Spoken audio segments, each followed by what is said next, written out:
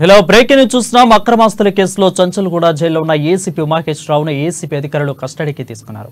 అక్రమాస్తుల కేసులు ఇంకా లోతుగా దర్యాప్తు చేయాలని, మరో 3 రోజులు కస్టడీకి ఇవ్వాలని ఏసీపీ అధికారులు కోరారు.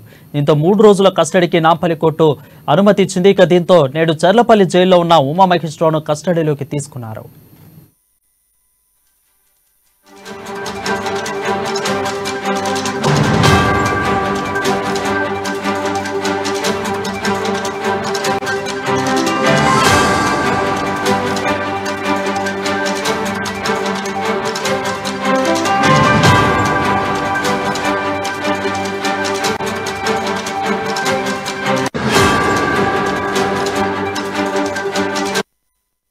హలో బ్రేకింగ్ న్యూస్ చూస్తున్నాం. అక్రమాస్తుల కేసులో చంచల్గూడ జైల్లో ఉన్న ఏసీపీ ఉమామహేశ్వరరావును ఏసీపీ అధికారులు కస్టడీకి తీసుకున్నారు.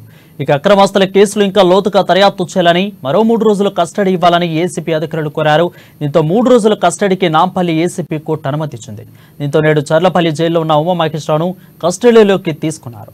దీనిపై మరింత సమాచారం మా హైదరాబాద్ బ్యూరో ప్రణయ్ అందిస్తారు. ప్రణయ్, చెప్పండి. Thank you Varun.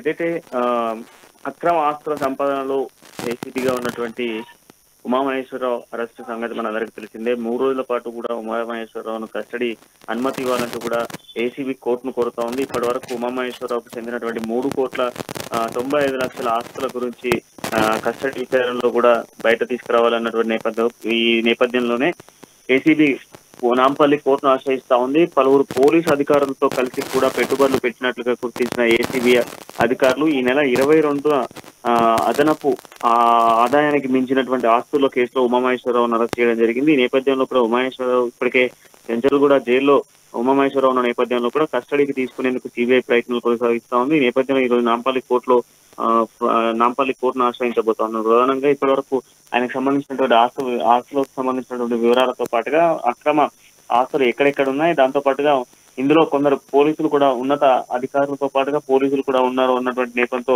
CBI ACB custody కోరుతా ఉంది. ఈ నేపథ్యంలో మరి కస్టడీ ఇచ్చేందుకు కూడా కోర్టు కొంత సుముఖంగానే ఉన్నట్టుగా తెలుస్తా ఉంది. మరి కస్టడీ ఇస్తే ఖచ్చితంగా కూడా మరికొందరు మంది పోలీసులతో పాటుగా కీలకమైనటువంటి వ్యక్తులు కూడా బయటకు వచ్చేటువంటి అవకాశాలు ఉన్నాయంటూ కూడా ఏసీబీ చెప్తున్న సిచ్యువేషన్స్ కనబడతా ఉన్నాయి Varun. Right, thank you Pranay for the updates.